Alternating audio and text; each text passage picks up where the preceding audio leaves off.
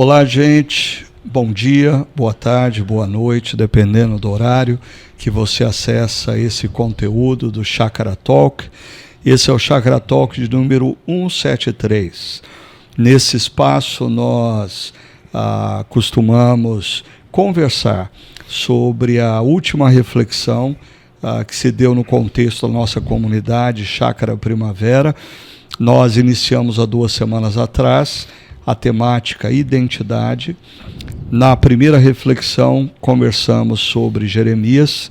Na reflexão do último final de semana, conversamos sobre João Batista, e mais especificamente sobre o tema Quem efetivamente não sou. Quem efetivamente não sou. E para esse bate-papo, eu tenho aqui comigo o Ricardo Augusto, um dos pastores da nossa comunidade, e o André, também pastor aqui da nossa comunidade Chácara Primavera. Seja bem-vindo, Augusto e André. Bom estar junto, viu, Ricardo? Legal, Ricardo, Augusto, alegria aí a gente falar desse tema tão importante que é a identidade, né? Urgente. E eu queria começar, uma vez que eu e o André fomos responsáveis por conduzir a comunidade na reflexão desse último final de semana, e o Ricardo Augusto pôde ouvir várias vezes a mesma... Só foi 4 vezes, está tranquilo. Então, por isso que eu queria perguntar para você, de tudo que você ouviu nesse final de semana, qual foi, na sua percepção, o ponto que mais tocou a você? Não o ponto que você considera mais importante para as pessoas. O ponto que mais tocou a você. Para mim, o ponto mais significante é quando João Batista, de forma muito enfática, né? Ele não aceita a pressão externa, porque assim, não é simplesmente uma pergunta que chega para ele, assim. O pessoal já chega, de certa forma, impondo uma identidade externa a ele. Você é o Messias? Você é Elias? Você é o profeta? E ele enfaticamente solta 3 nãos, uma para cada uma dessas questões. E isso para mim é muito significativo. Uhum. E fica ainda mais significativo quando a gente lembra do que Jesus diz acerca dele, né? Ele era sim Elias. Ele era sim o maior dos profetas. E isso para mim aponta assim, João Batista, não apenas ele recusa a ceder às pressões externas, mas ele depende única e exclusivamente da aprovação de Deus. E para mim isso foi muito significativo. Eu brinco que vira e volta eu estou acompanhando as mensagens na chácara, o nosso tempo de encontro, né? E ataca a rinite. A rinite ataca, né? Daquela lacrimejada no olho. Eu acho que esse ponto, assim, desse paralelo de alguém que optou por ser grande diante de Deus, fez atacar minha rinite. Que jeito. Certamente eu acho que quando alguém está procurando ter uma maior consciência de quem de fato é, tão importante quanto chegar à conclusão de quem a pessoa é ela ter a percepção de quem ela não é, né? E a gente vive numa cultura que procura impor a nós tantas identidades, tantos propósitos que não dizem respeito àquilo que Deus diz ao nosso respeito. E eu acho que nós estamos aqui num bate-papo entre pastores. Eu sei que vários pastores acompanham esse nosso podcast e as mensagens da chácara. Eu acho que, de maneira muito especial, isso é muito importante para jovens pastores, né?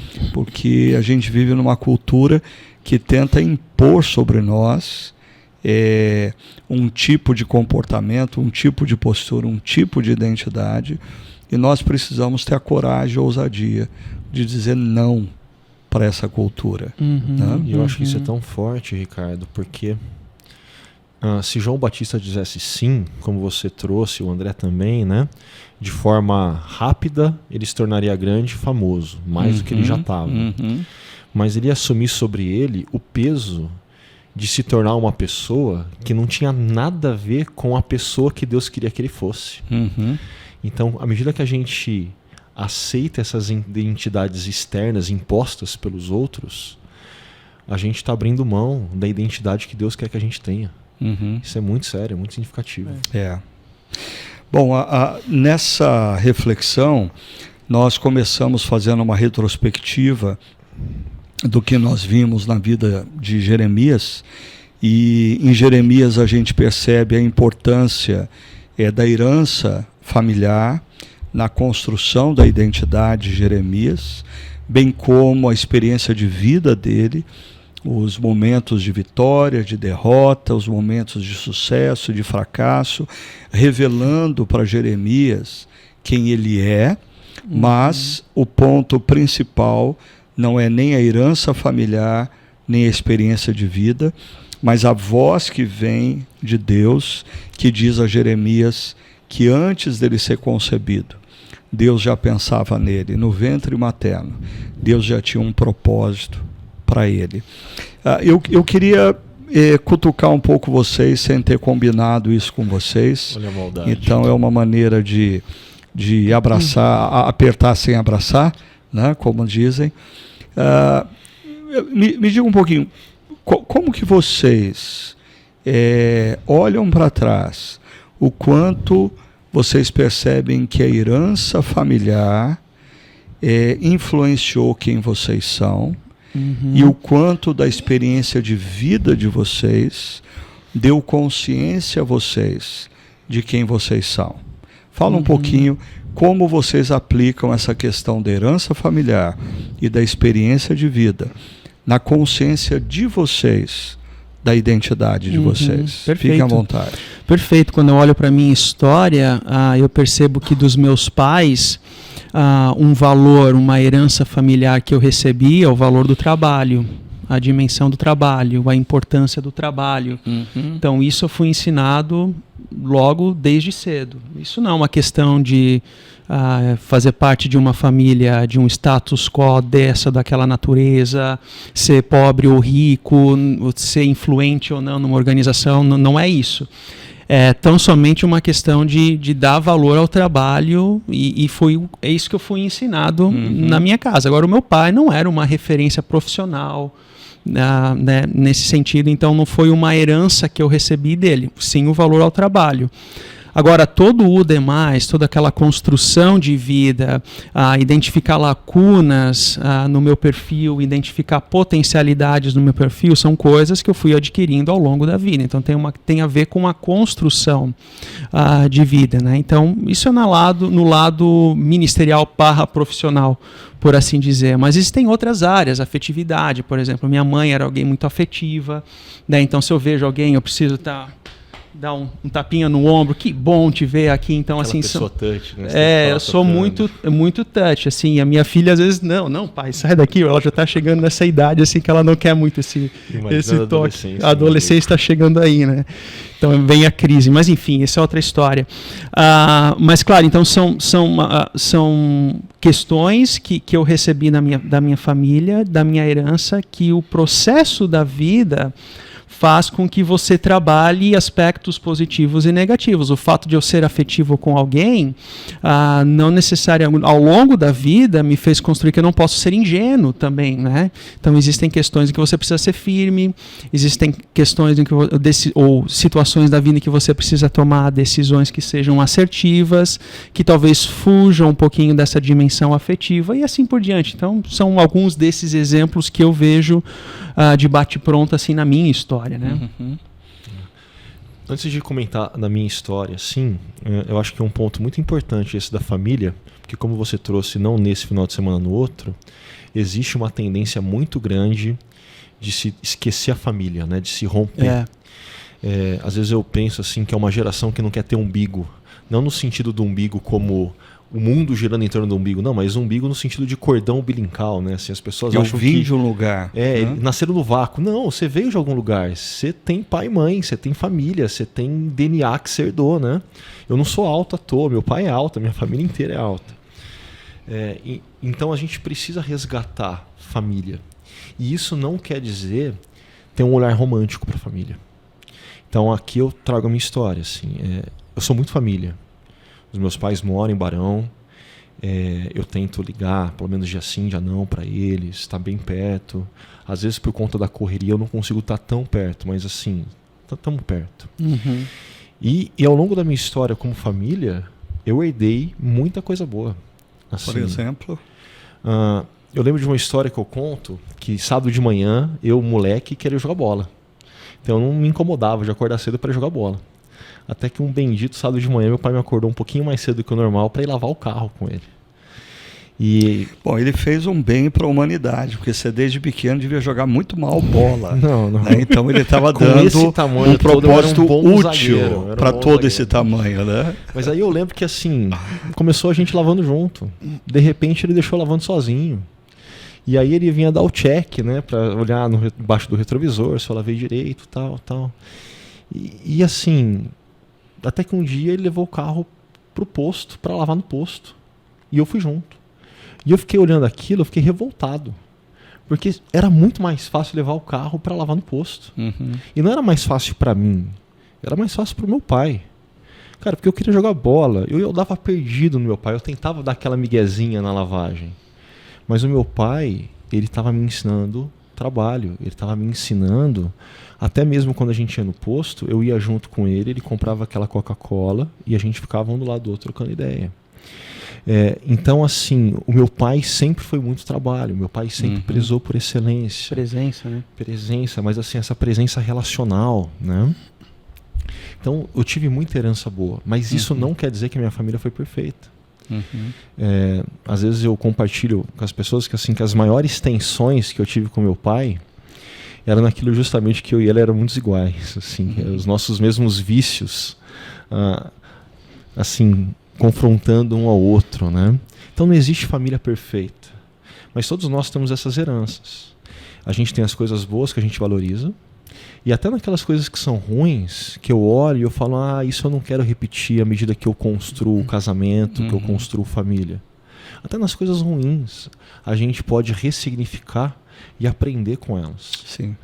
Mas assim, família é esse lugar de aprendizado, né? Legal, E com relação, assim, à voz de Deus que ressignifica as nossas vidas. Porque às vezes eu acho que as pessoas escutam a gente falando como a voz de Deus ressignifica a vida de Jeremias e elas ficam pensando numa experiência talvez sobrenatural, de acordar no meio da noite e ter um anjo na beira da cama batendo asa e vem dizer para a gente qual o significado da vida. E eu queria, assim, dissipar essa má compreensão.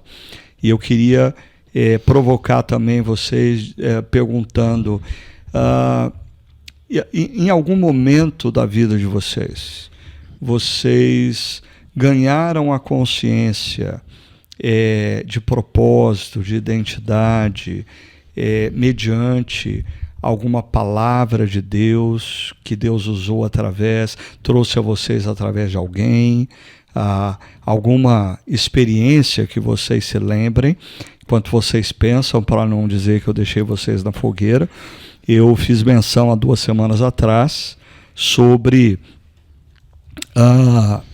eu trabalhando a minha história.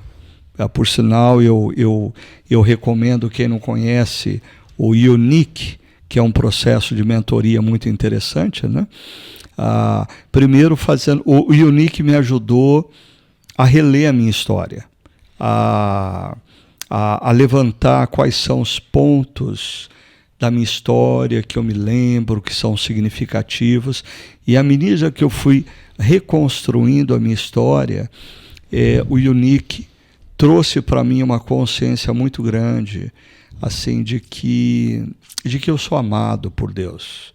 Eu passei por muitas dificuldades, eu vim de uma família muito simples, muito pobre, muitas dificuldades, mas assim, reler a minha história trouxe a consciência para mim de que eu sou profundamente amado por Deus. E aí, assim, na medida em que eu fui percebendo como Deus me usou ao longo da história, quais são os meus pontos fortes, os meus pontos fracos, eu cheguei àquela conclusão que eu compartilhei, que assim, o meu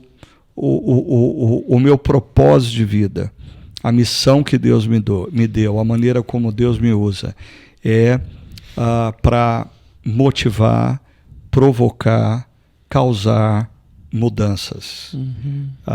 Eu olhei para trás e eu percebi que por onde eu passei, a minha missão é gerar mudança, é motivar mudança. E vocês trabalham comigo, vocês sabem que cada segunda-feira, numa reunião, eu olho uma realidade e eu digo, a gente precisa mudar isso aqui. Né? Assim, a minha vida é gerar, motivar, incitar ou confrontar para provocar mudança. Isso me dá hoje uma consciência maior da minha própria identidade, até mesmo das minhas dificuldades, porque consciente da minha missão, eu sei que eu, como alguém que instiga, provoca mudanças, nem sempre as pessoas gostam dessa provocação e dessa desestabilização gerada pela minha fala, pela minha postura. Isso fez assim, eu entender melhor a minha vida e a minha história. Eu sei que vocês ainda têm aí pelo menos 20 anos para chegar nesse momento de vida, mas alguma dica, vocês olhando para a história de vocês, dessa voz de Deus que ressignifica o seu passado, alguma experiência assim? Eu acho que é um processo, né, Ricardo? Então, eu entendo que daqui a 20 anos eu vou ter um olhar para a minha história, para a minha vocação, talvez muito mais lapidada e moldada do que eu tenho hoje. Certamente. Né? Então, assim, mas quando eu olho para a minha história, e desde a minha conversão ali nos meus 20 anos, eu lembro que Mateus 6,33 foi um versículo que para mim foi muito significativo, porque eu não tinha nenhum contexto de vida, assim, numa aflição, numa dor. Não, eu carecia de sentido para a vida, literalmente, né? Então, quando o texto diz, né, busca em primeiro lugar o reino de Deus e a sua justiça e todas as outras coisas serão acrescentadas, então eu entendi, né, que eu preciso buscar a Deus, buscar ao reino de Deus, manter a obediência a Ele, e todas as outras coisas Deus vai, de alguma forma, no tempo dele, construir na minha vida, na minha história e também na minha vocação. Seja o sentido da vida, seja a construção de família, que naquele momento eu não tinha, o casamento, filhas e assim por diante, seja na área profissional, seja na área ministerial e assim por diante, né? Então, na prática, quando eu olho para trás e percebo a minha história desde o tempo que eu trabalhava numa empresa, numa primeira formação em comércio exterior, por onde eu passei, eu sempre tentei fazer jus a esse versículo, ser fiel ali onde que eu estava. Então, ali nos meus 15 anos, quando eu trabalhava numa metalúrgica, eu queria ser fiel ali, porque eu entendia que é ali que Deus me colocou. Depois, quando eu trabalhava com exportação, eu estava lá, eu queria ser fiel, naqueles 6 anos que eu fiquei, queria ser fiel, porque eu entendia que é ali que Deus me colocou. Depois, a transição para o seminário, para o mundo acadêmico, eu queria ser fiel, porque é ali que eu entendi que Deus me colocou, hoje na chácara e assim por diante. Então, descrever claramente, como você diz, mudar, fazer transformação, como um mote de vocação, de vida, eu tenho hoje um claro, talvez não, mas que eu compreendo que é um passo, é um progresso, né? E eu acho que só um detalhe, eu acho que o caminho é certo.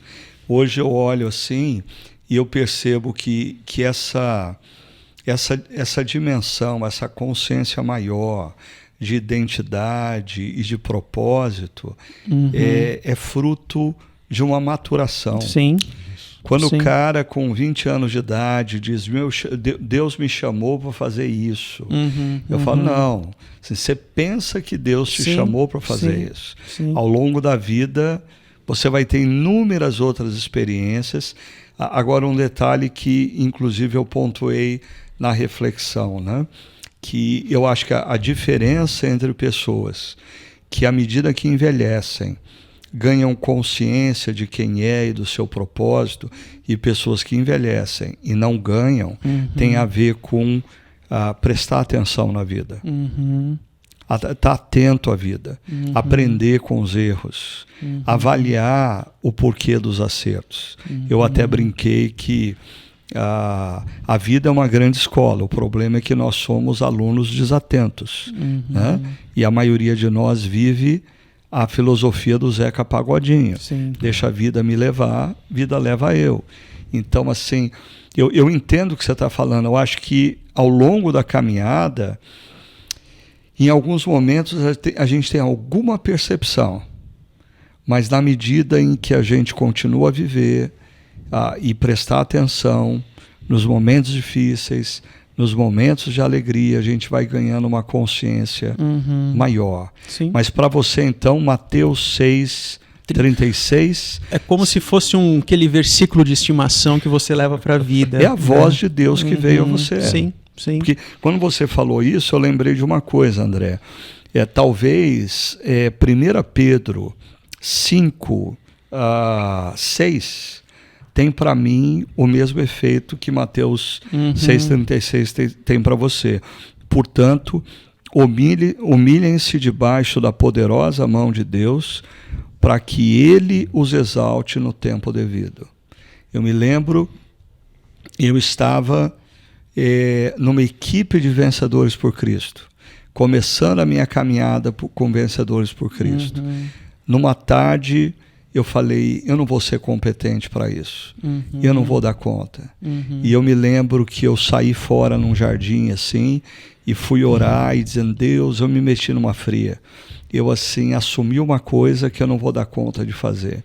E aí, esse texto surgiu na minha história. Humilhem-se debaixo da poderosa mão de Deus, para que Ele os exalte no tempo devido. E ele se tornou um mote na minha história. Sim. Assim, se colocar debaixo da mão de Deus e deixar que Deus faça a obra, e se Deus quiser exaltar, Ele vai fazer. Exato. Então, para mim, esse foi interessante você citar um texto que é a voz de Deus que veio a você. Exato. É a alegria completa, né? E quando a gente compreende isso, é aquilo que João Batista fala da alegria completa. Então, eu creio que Deus não faz milagre pela metade, né? Deus faz milagre por inteiro. Então, se a vida de João Batista é um milagre, como nós refletimos, a nossa vida também se encaixa nessa dimensão. Se nós cremos que Deus cuida da nossa história, se nós cremos nessa promessa, né? No caso de Mateus 6:33, que tudo mais Ele fará. Então eu preciso descansar nisso, assim, eu preciso confiar nisso, né? Se eu encho o meu coração com ansiedade, isso não é um descanso. Ele vai exaltar ou mover, digamos, a minha vida ou as nossas vidas conforme o querer dele, e basta a mim descansar, pronto. E você, Augusto, como que você tem um verso bíblico que exemplifica essa sua consciência total ou parcial do que Deus está fazendo na sua vida? Pensando em versículo, tem alguns. Assim, tem um teólogo que eu gosto que ele brinca que todo mundo tem um quinto evangelho, né? Que são aqueles versículos favoritos que você carrega e vira um evangelho à parte, só seu. Mas eu lembro ainda na adolescência, eu fazendo colégio técnico, já tendo no coração uma clareza de vocação pastoral, e falando de histórias familiares, a maior briga que eu tive com meu pai foi quando eu disse para ele que eu queria ir pro seminário. Então imagina um cara do meu tamanho, com a mão do meu tamanho, batendo na mesa e falando, filho meu só vai pro seminário se fazer faculdade antes, né? E eu lembro que naquela ocasião, conversando com algumas outras pessoas, e as pessoas falando, olha, você é o único na sua família que não é cristão, assim, o que você está querendo falar no seminário, cara? Assim, você tem um colégio técnico na Unicamp, você vai passar no vestibular com certeza, e tudo mais, né? Aí eu lembro de um texto que não é muito lido, não é muito famoso, que está lá em Amós 7,14, quando o profeta Amós fala que ele não é profeta, ele não é sacerdote. O que ele era boiadeiro, fazendeiro, plantador de sicômoro, mas Deus chamou ele e disse, vai e profetiza ao povo. E eu lembro que eu falei, uai, tá aí. Eu posso não ter na minha história familiar nenhum tipo de inclinação para essa vocação pastoral, para aquilo que eu estou entendendo que Deus está fazendo. Mas Deus entrou na vida de um adolescente que estava fazendo um colégio técnico na Unicamp e falou, vai, sim, eu estou te chamando. E esse, quanto outros versículos, assim, são muito especiais no meu coração. Interessante como a gente está compartilhando aqui, como a voz de Deus na nossa vida e na nossa história foi importante, e como Deus usou a palavra dele. E aqui talvez venha uma preocupação. O fato de que muitas pessoas, a começar dos adolescentes, dos jovens, nessa temática da identidade, da compreensão do seu propósito, têm abandonado a leitura da palavra.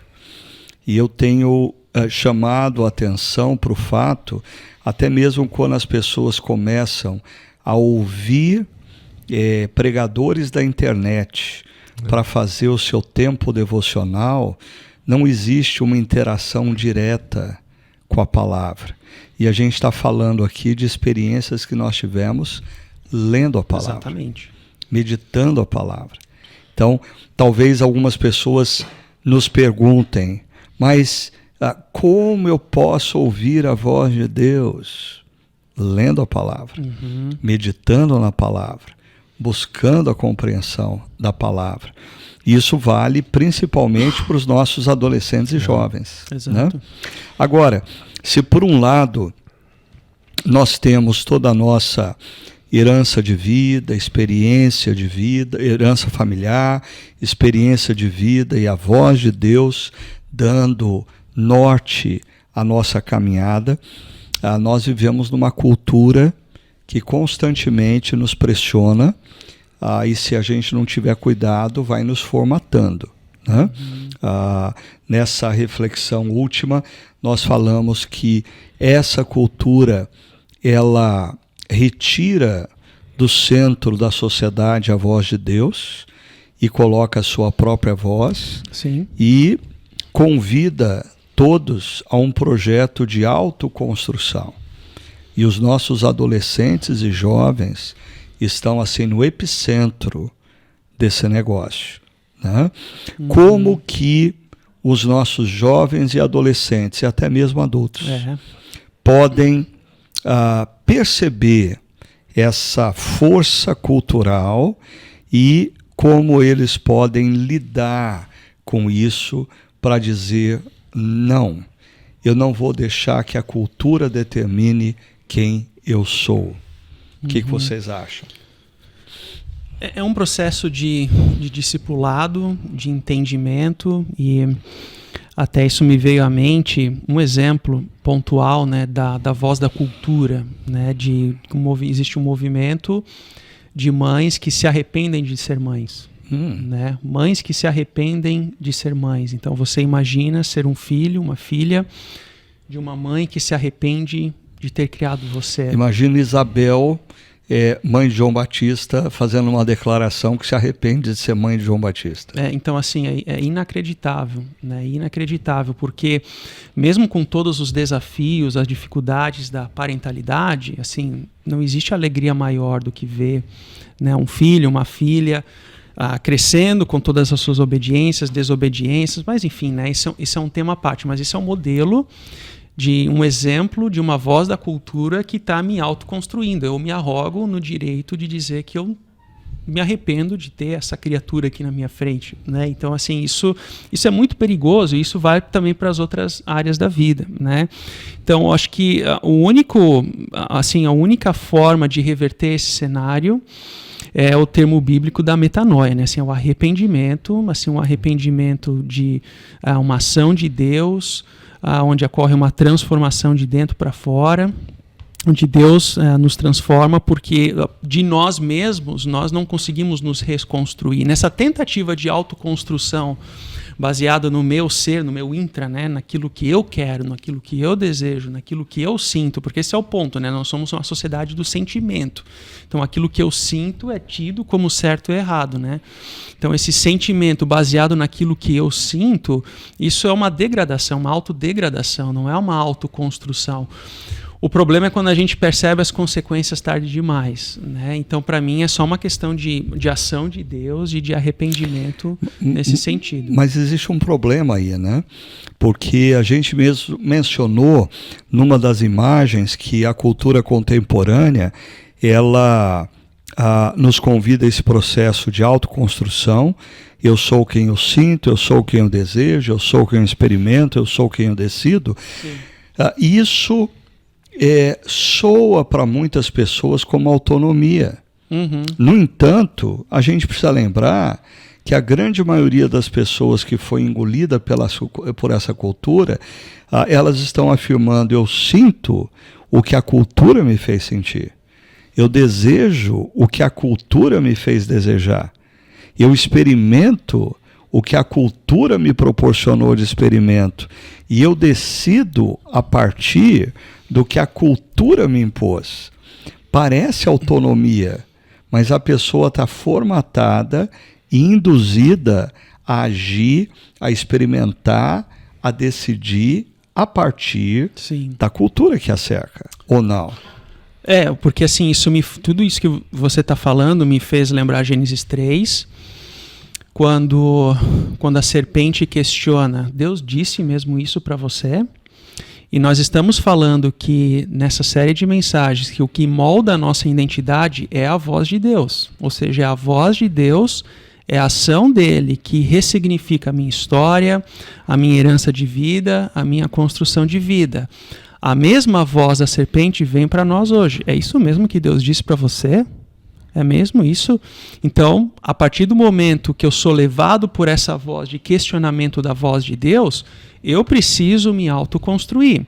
Então, eu sou o que eu sinto, eu sou o que eu desejo, eu sou o que eu experimento, eu sou o que eu decido. Isso acaba se tornando uma profissão de fé da cultura que a gente vive. Mas então existe justamente o questionamento. É Deus que disse isso mesmo para você, que você é filho amado dele?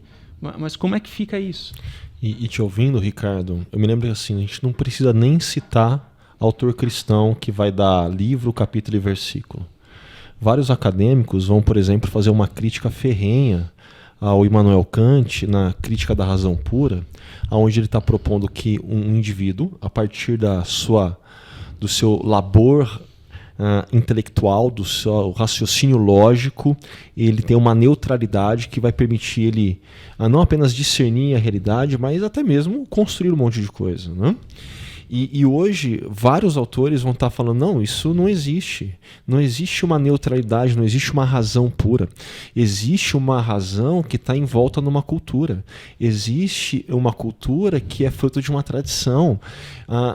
Então essa autonomia que é tão desejada, desde lá de Immanuel Kant, seja na razão agora, seja em qualquer outra área da experiência humana, ela é uma falácia sem tamanho.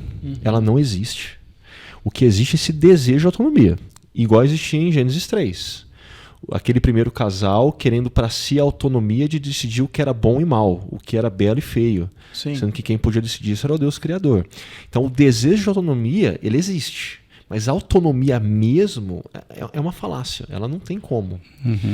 Né? Mas pegando a sua primeira pergunta, eu acho que assim, tem casos que são radicais. É fácil você perceber que a pessoa está cedendo à cultura e distante da voz de Deus.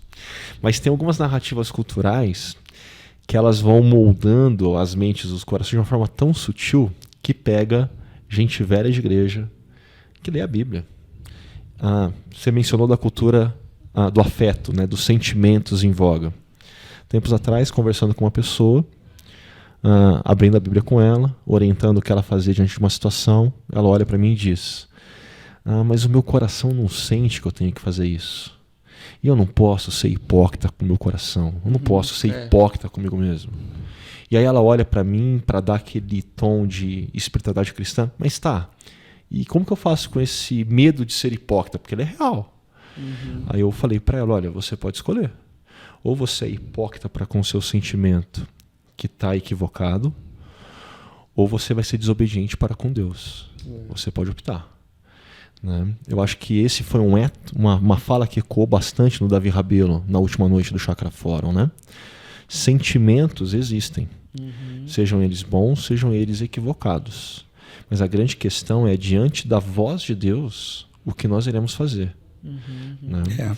Eu acho que a gente não pode esquecer que, por exemplo, quando a gente estuda toda a ciência da propaganda e marketing, é ilusão você afirmar que uma pessoa deseja um objeto ou deseja um bem de consumo a partir de uma decisão pessoal e autônoma.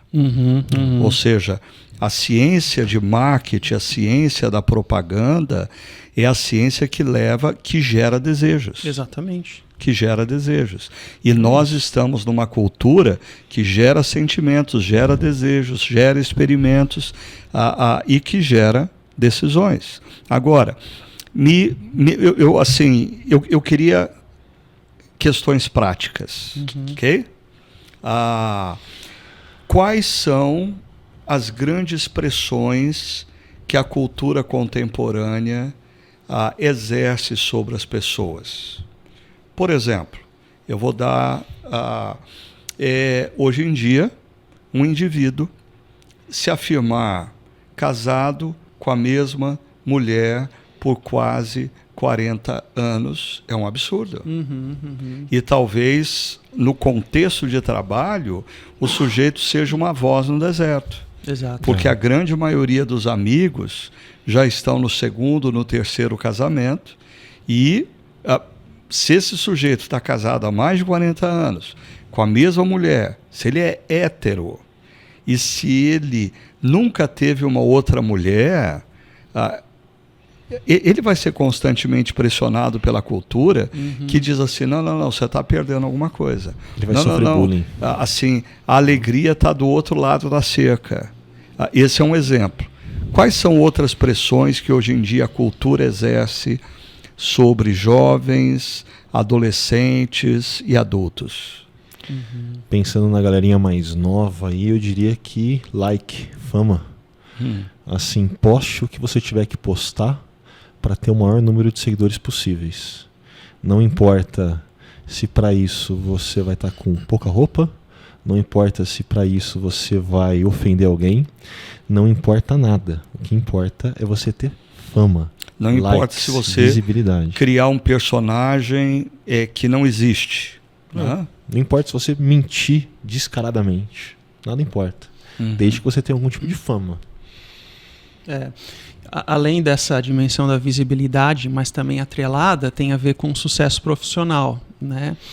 Então, eu me recordo que na época da universidade, antes do seminário, havia um curso que era secretariado executivo. E esse era um curso assim, que era motivo de muita piada, né? Porque é um curso em que quem sai assim, vai ser a vida inteira funcionário, vai ser liderado, né? Nunca vai poder ser chefe, mais ou menos nesse sentido, né?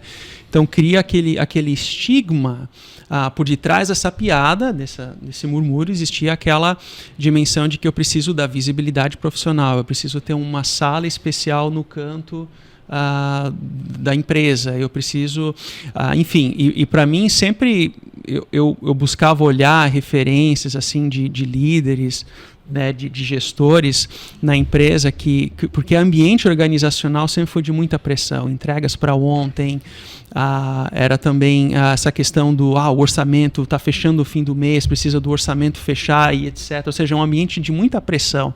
E eu sempre procurava identificar quem eram as pessoas que tinham a voz de serenidade no meio daquela pressão toda, né?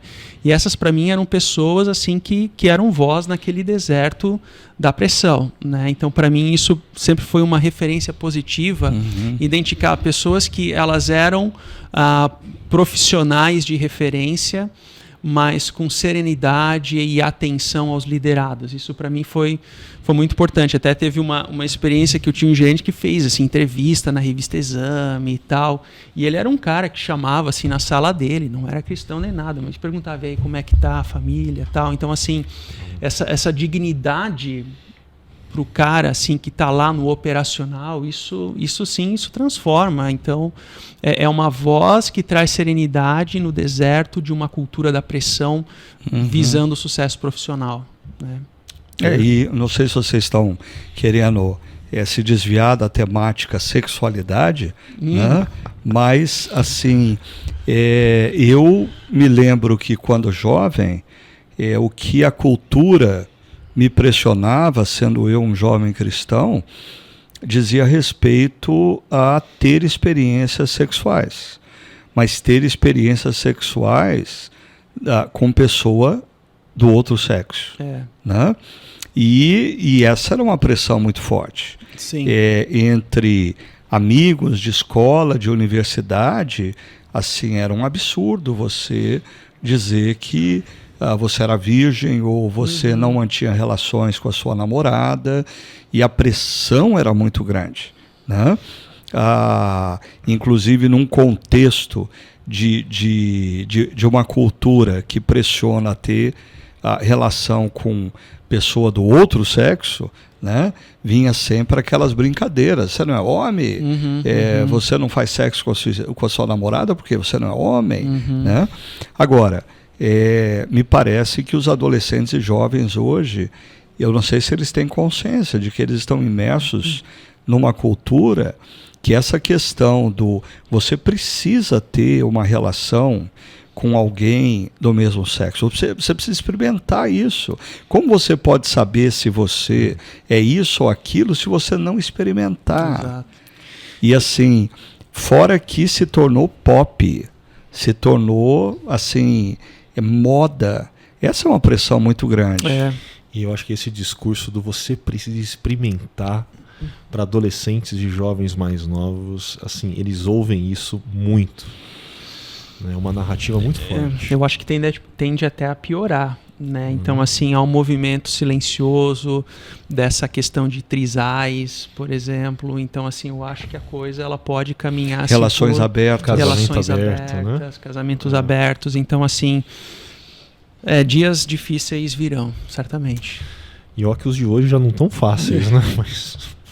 E tudo isso está presente, assim, eu acho que é ilusão achar que isso vai chegar na igreja. Exato. Eu acho que isso já está na igreja. Sim, sem dúvida. Eu acho que já existem casais que frequentam regularmente uma comunidade cristã, mas se não vivem uma relação aberta, flertam com essa possibilidade.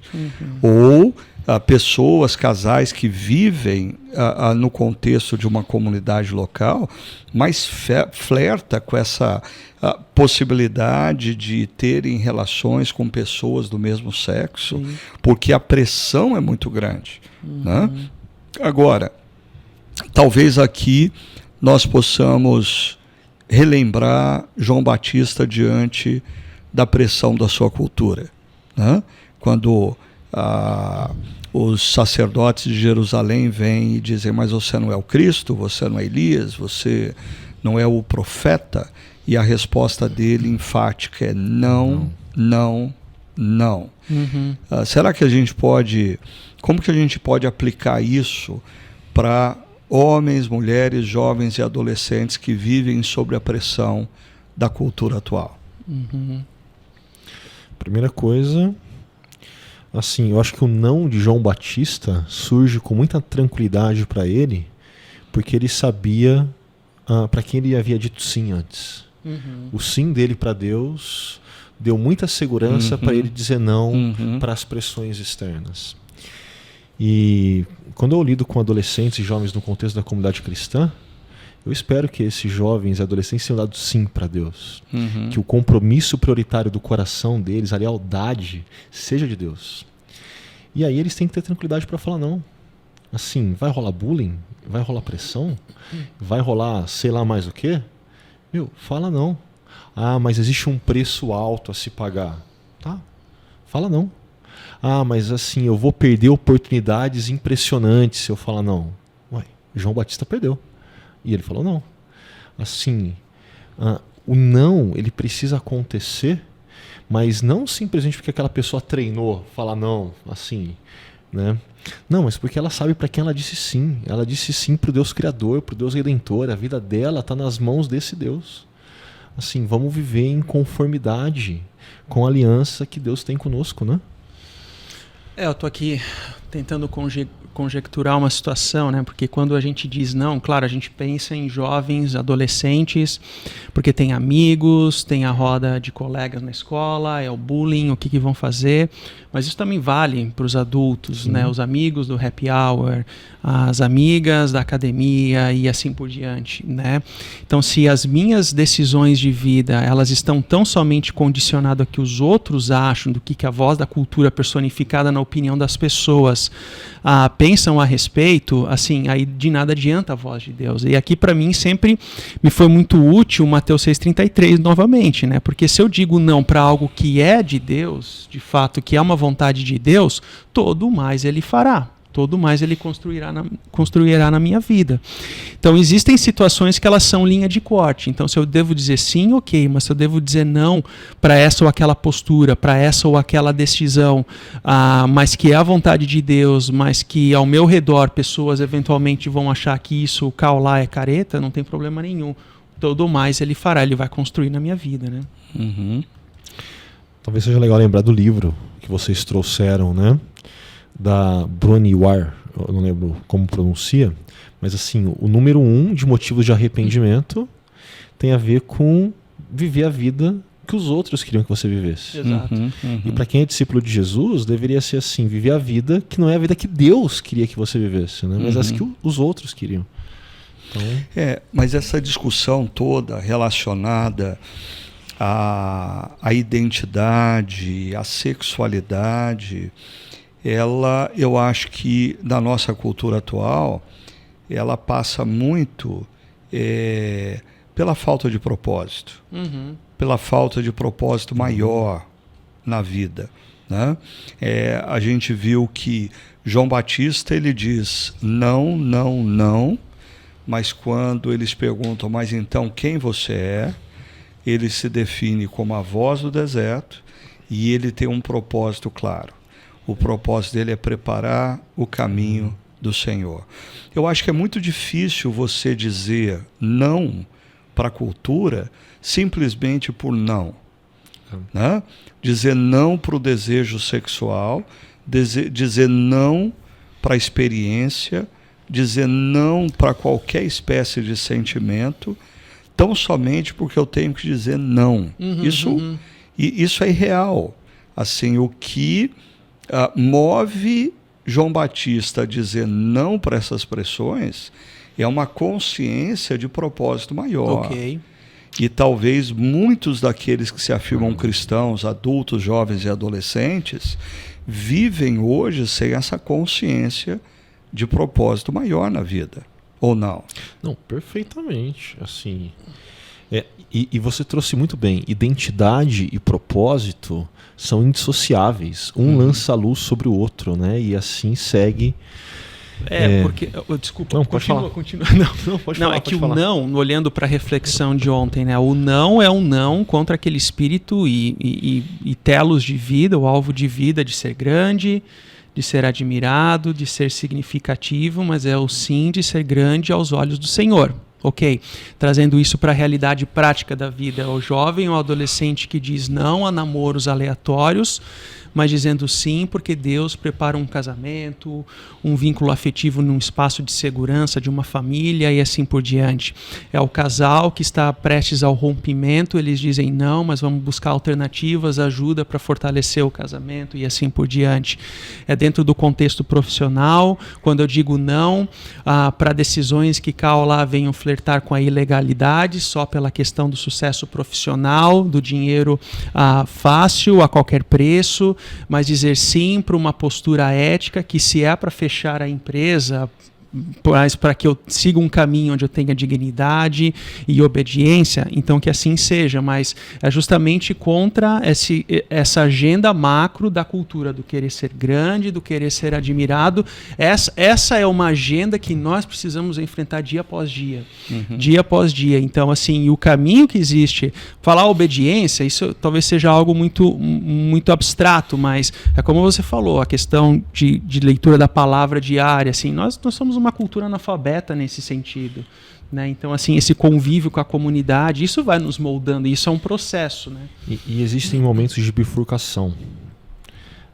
Se a pessoa tem clareza da identidade, do propósito dela, pegar num contexto profissional, ela sabe que ela está ali para ser essa voz no deserto, mesmo que uma voz no deserto, mesmo que ela seja sozinha, ela está ali para preparar o caminho para Jesus, para que Jesus apareça.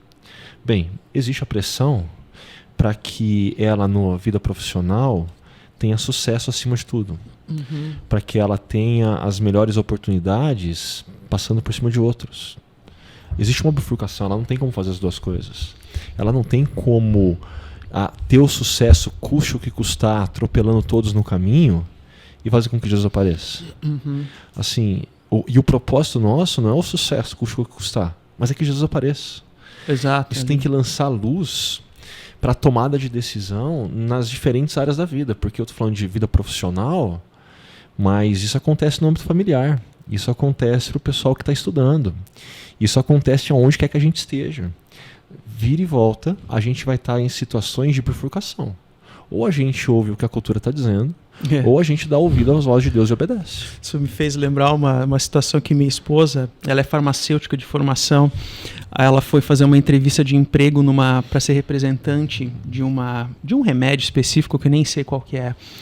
Aí na entrevista o entrevistador perguntou para ela, ok, esse é o nosso produto e esse é do concorrente, se você achar o do concorrente melhor que o nosso, você está disposta a mentir, né, e falar, não, o nosso é melhor por isso, por aquilo, mesmo que você creia que o da concorrência é melhor? Ela disse, não, eu não posso quebrar uma convicção, né, nesse sentido. Não foi aceita. Ok, mas são as consequências de uma vida ética, então que assim seja.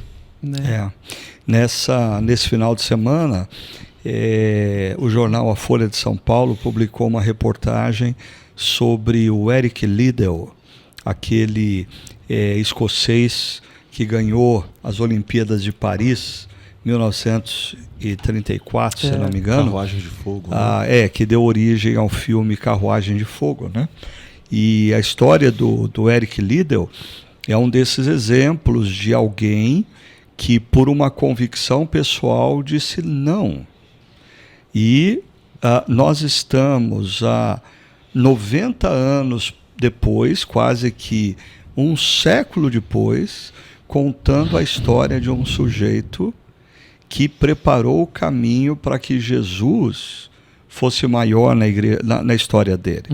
Ele literalmente optou por se diminuir para que Jesus crescesse. Né? Então, eu acho que assim, a gente até todas essas questões relacionadas às decisões na dimensão da sexualidade nos dias atuais, para mim, tem uma grande relação com a ausência de propósito maior. Então, a minha vida, eu passo a decidir a minha vida a partir de desejos menores, porque eu não tenho um alvo maior que me mova. Eu me lembro que, anos atrás, eu e Sônia visitamos um lugar assim, que para mim foi fascinante, muito bonito, e eu disse, eu quero trazer os meus netos aqui. Mas é um lugar que demanda muito preparo físico e com determinados espaços um tanto quanto perigosos. Eu disse, eu não vou poder trazer os meus filhos aqui com 12 anos, com 13, meus netos. Eu vou ter que trazê-los aqui quando eles tiverem 18, 20 anos. Aí eu fiz as contas. E é interessante, assim, eu ter o propósito de levar os meus netos neste lugar. Quando eles estiverem 20 anos, determina a maneira como eu vou cuidar da minha vida e do meu corpo Hoje? no presente. Uma analogia dessa coisa do propósito maior. O que eu quero fazer da minha vida como um todo. Eu não posso... Ou talvez um exemplo bíblico, né, de Esaú, por causa do prato de lentilhas, abrindo mão do seu direito de primogenitura. Uma fome momentânea que custou muito caro. E está relacionado ao prazer. Né? Eu não posso abrir mão desse prazer. Esaú abriu mão do prazer, do propósito maior por causa do prazer. É algo que acontece muito hoje em dia. Sim. E né? a nossa cultura preza por prazer. Sexualidade, sexo virou commodity, moeda de troca. Por quê? Porque é prazeroso. Assim, a cultura do prazer custe o que custar. É sexo? Ah, mas não tenha só com uma, não. Tenha com várias. Ah, por que só com mulheres? Tenha com outros homens. Sim, tenha prazer. Tenha toda forma de prazer. Enfim, eu acho que é bem assim amplo essa conversa. A gente fala muito dessa questão de liturgias culturais, né? Então, assim, você vai num shopping, até a musiquinha de fundo, ela é preparada para você investir no teu prazer do consumo, né? Você tem aquela experiência, essa ou aquela propaganda, ela justamente para investir no teu prazer e o prazer, sim, é um Deus desse século. O prazer é um Deus. Então, claro que o prazer também foi criado por Deus, né? Também é algo que o prazer, ele tem o seu local, foi criado para ser usufruído. É só o espaço e o contexto que ele aparece, né? Então, acho que esse é o ponto, assim, para deixar também bem transparente, né? Mas agora, uma vez que a gente fez menção a essa frase de João Batista, né? Que eu sou voz no deserto, para preparar caminho para Jesus.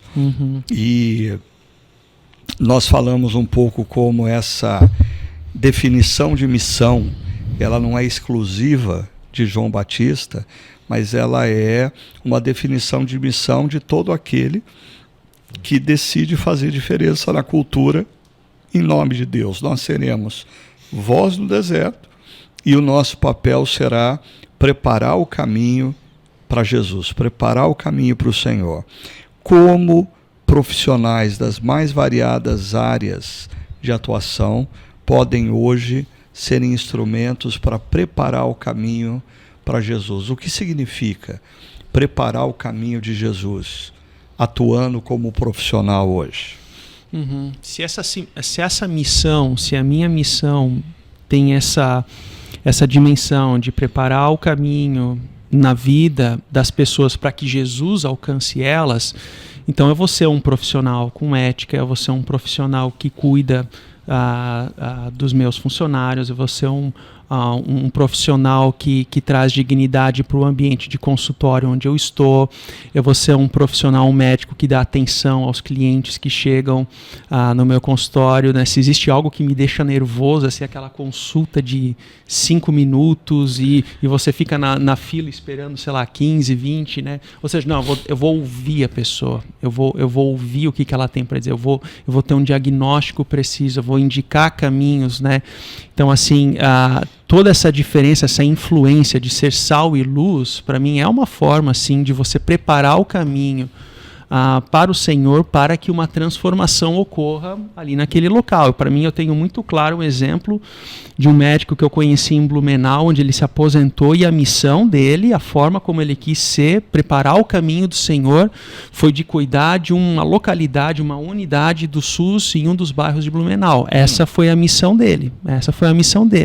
Então, ele não exercia medicina naquele local, mas ele reparava, não, essa máquina aqui, pelo conhecimento dele, essa máquina não está funcionando muito bem. Ele ia atrás do mecânico tal para fazer o ajuste. Vocês estão usando planilha Excel? Não, vamos usar esse ou aquele sistema para isso. Ou seja, ele procurou ser sal e luz naquele ambiente, e ali isso trouxe visibilidade, no bom sentido do termo. Outras localidades perceberam que aquilo era muito legal, muito bacana, o que estava sendo aplicado.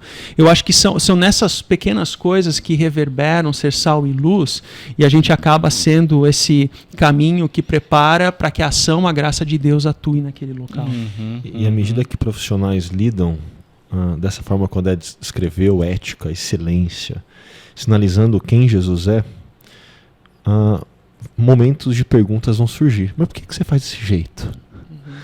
E aí é a hora que você pode fazer Jesus aparecer, ou você pode querer ganhar os louros, né? Eu acho que existe essa dimensão de ser um sinal, ou como o Davi Rabelo trouxe no Chakra Fórum, essa presença fiel. Mas existe essa demanda também da intencionalidade. A gente precisa ter um pouquinho mais de ousadia, de cara de pau, de criar espaços, não assim ser chato, não ser assim panfletário que ninguém quer olhar na cara, mas criar espaços com sabedoria, sensibilidade para compartilhar da fé em Jesus. Assim, a gente precisa sim sinalizar, mas a gente também precisa treinar essa outra dimensão. Exato. E às vezes eu fico preocupado que a dimensão de ser um sinal, de ser uma presença fiel, às vezes se torna uma desculpa. Mas eu não tenho o que falar não, né? É só mostrar. Não, fala também. Assim, uma coisa não exclui a outra. O ideal, inclusive, é que elas andem de mão dadas, né? Mas eu gosto quando você traz é legal essa presença fiel, esse conceito de presença fiel. Eu já tinha lido em outro lugar. É o James Hunter. É interessante pensar dessa forma, porque nós temos, assim, no mundo evangélico brasileiro, aquela ideia assim, vamos avançar o reino de Deus, vamos expandir as fronteiras do evangelho e tal. Não, o evangelho nos chama a termos uma presença fiel onde nós estamos. Se é como médico, eu vou ter uma presença fiel como médico. Se é como funcionário no escritório, eu vou ter uma presença fiel ali. E Deus age conforme o seu querer, o seu agir naquele local, e assim por diante, né? Uma presença fiel. Então esse é um conceito muito importante. Alguns anos atrás, quando a gente estava discutindo uma série de mensagens Fé no Exílio, boa demais. Eu falei naquela série que eu creio que nós estamos entrando num momento da história e da cultura onde profissionais cristãos vão exercer um papel muito mais significativo do que pastores, do que sacerdotes, porque na Babilônia ninguém quer escutar pastor. Pastor é insignificante na Babilônia, mas profissionais bem-sucedidos são ouvidos na Babilônia, né? Então, quando eu vejo na nossa comunidade inúmeros profissionais bem-sucedidos nas mais variadas áreas, empresários, médicos, advogados, juízes, políticos, eu fico pensando a grande responsabilidade que esses irmãos e irmãs têm de exercer influência nessa cultura babilônica, né? E para mim, essa ideia de Isaías e que João Batista chama para si de preparar o caminho é interessante, porque não se confunde com síndrome messiânica. Certo. O meu papel não é salvar o mundo. Exatamente. O meu papel não é viver de tal maneira que eu purifique o sistema. Exato. O meu papel não é que eu transforme as relações comerciais do mundo. Não. Exato. O meu papel é, com a minha vida, preparar o caminho para aquele que é o Redentor. Exato. O Redentor é outro. O meu papel como vocês colocaram, é demonstrar um padrão ético que gere perguntas, demonstrar generosidade para com aqueles que me cercam, é ser justo na maneira de lidar com todos, defender as causas certas. Tudo isso é preparar o caminho daquele que vai trazer o reino. Nós trazemos o reino na história, nós antecipamos na maior intensidade possível, mas nós não temos o poder de trazer o reino. Sim, um determinado teólogo chama de tangibilidade do reino. Então, aonde há justiça, é o reino sendo tangível, palpável. A partir do momento que eu sou um testemunho, uma voz no deserto dessa cultura, então eu estou trazendo o reino de forma tangível, né? Isso é muito profundo, né? Mas vou só repetir a série que você disse, que Fé no Exílio. Se você está ouvindo esse podcast, procura no chakra.tv. Tem 2 temporadas, assim. São 8 sermões ao todo. Vale muito a pena. E eu acho que cada um desses sermões vai ajudar você a discernir e a pensar caminhos para essa ação missional como um profissional a serviço do reino de Deus, né? Então fica a dica. E resgatando aí o final da nossa reflexão nesse último final de semana, sempre eu acho que é importante a gente lembrar que assim, tudo isso faz sentido quando nós olhamos para trás e concebemos o nosso nascimento não como fruto do acaso e nos lembramos a afirmação teológica de antes de nós virmos a ser, Deus já nos amava e tinha um propósito para a nossa vida, e isso fortalece a minha capacidade de dizer não para a cultura, não para aquilo que a cultura quer fazer de mim, e sim para o que Deus quer que eu seja. Bom, caminhando para o nosso final, diante de tudo que vocês ouviram e falaram nesse final de semana que passou e no podcast, eu queria pedir para vocês qual seria a palavra de desafio, aquela palavra que você, André, pensou depois, não disse na hora da pregação, ou você, Ricardo, ouvindo as pregações, se eu estivesse pregando eu diria isso. O que vocês poderiam dizer ou gostariam de dizer para as pessoas que nos acompanham? Rapaz, todo mundo que é pastor, está ouvindo o sermão, está pensando o que faria de diferente, né?